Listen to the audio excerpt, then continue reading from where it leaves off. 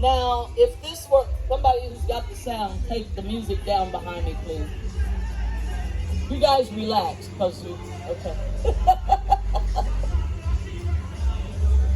If we were in the early 1900s before colonialism, and we said there was going to be a wedding in the village, the groom's family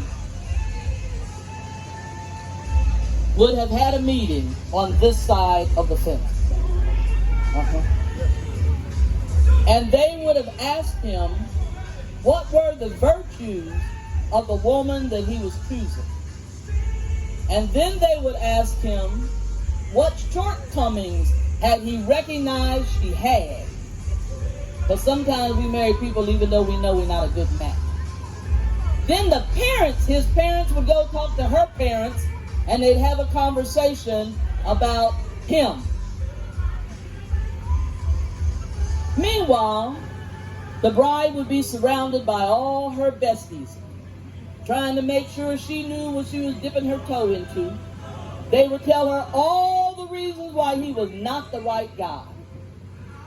Then her family would have a meeting. They would ask her what were the things about him that she thought she could invest herself into his life.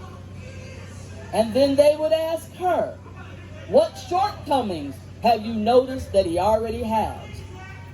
So that she would be able to articulate why she was doing what she was doing. Because once we let the word out of our mouth, the word becomes our bond.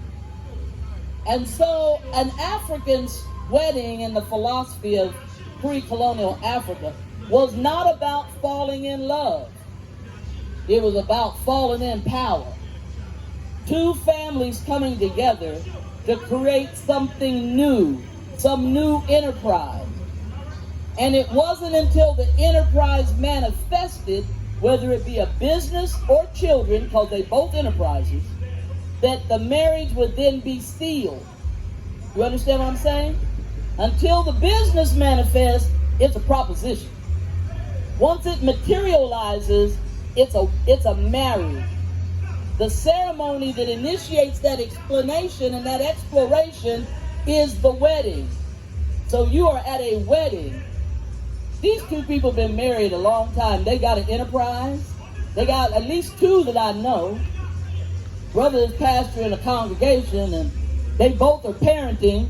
And then I'm certain this is a modern woman over here. She got stuff of her own that she does. That's the way it was supposed to be. That's the way it's always been for us. Because if you were marrying, and if you wasn't farming, or being a market woman, or dyeing some fabric, or making some pots, you were not worthy of being married to anybody except yourself. So, some of you might ask about bride price. I've heard that in Africa they got to buy the bride. No. Bride price is a mechanism of exchange. It's like having an insurance policy.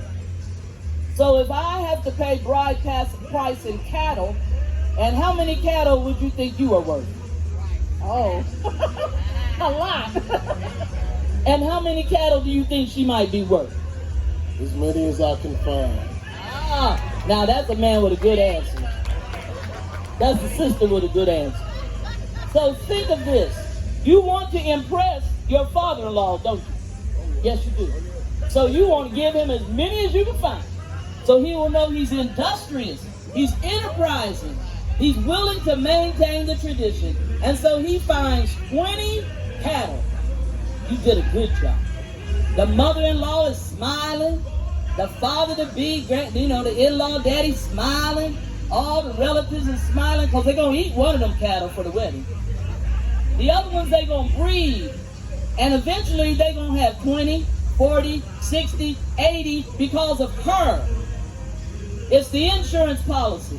Because if ever she decides to set his belongings outside of their house, he got to give back all the cattle. And that ain't happening.